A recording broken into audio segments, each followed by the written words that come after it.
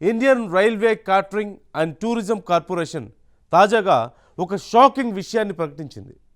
లక్షలాది మంది ప్రయాణికులు ప్రతిరోజు ఎదుర్కొనే టికెట్ బుకింగ్ సమస్య వెనుక ఒక రహస్యాన్ని తాజాగా బయటపెట్టింది. ప్రధానంగా పండగ సీజన్లో రైల్వే టికెట్లు కొన్ని సెకండ్లోనే సేల్ అవుతుంటాయి.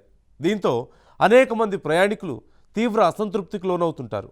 కానీ అలా టికెట్లు త్వరగా అయిపోవడం వెనుక ఒక భారీ స్కామ్ ఉందని తాజాగా అది వెలుగులోకి వచ్చిందంటూ తెలుస్తోంది. ఇంతకీ ఆ స్కామ్ ఏంటో మీరు చూడండి.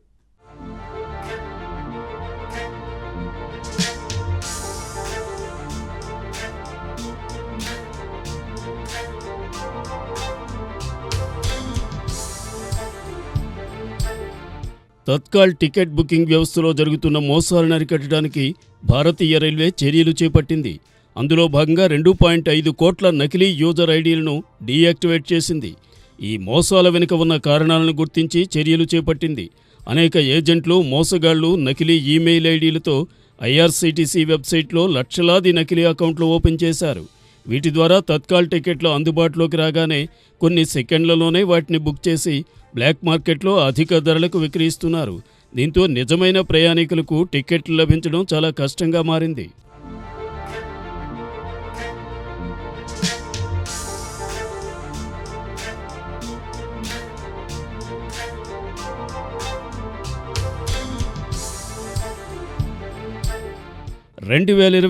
జనవరి నుంచి మే మధ్య కాలంలో తత్కాల్ బుకింగ్ విండో ఓపెన్ అయిన 5 నిమిషాల్లోనే 2.9 లక్షల అనుమానాస్పద పిఎన్ఆర్లను ఐఆర్సీటీసీ గుర్తించింది.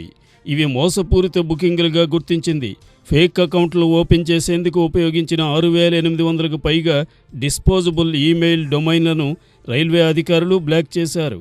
Anti bot systems, AI technology వినియోగించి ఐఆర్సీటీసీ తత్కాల్ టికెట్ మోసాలకు చెక్ పెట్టింది.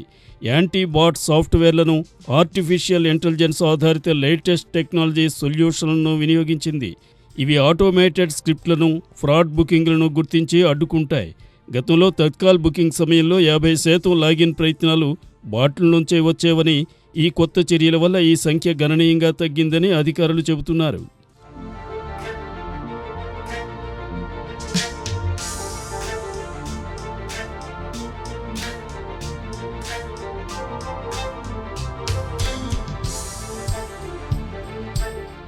తత్కాల్ టికెట్ల బుకింగ్కు ఆధార్ ప్రామాణీకరణ తప్పనిసరి చేసింది.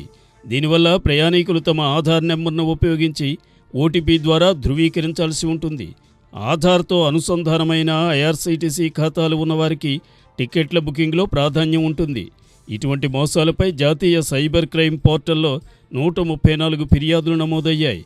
ఈ చర్యల వల్ల తత్కాల్ టికెట్ల బుకింగ్ విజయవంతమయ్యే నిష్పత్తి అక్టోబర్ 24 నుంచి మే 25 మధ్య 43.1% నుండి 62.2% పెరిగిందని ఐఆర్సీటీసీ అధికారులు తెలిపారు. ఈ చర్యలు నిజమైన ప్రయాణికులకు టికెట్లు సులభంగా లభించేలా చేయడంలో సహాయపడతాయి.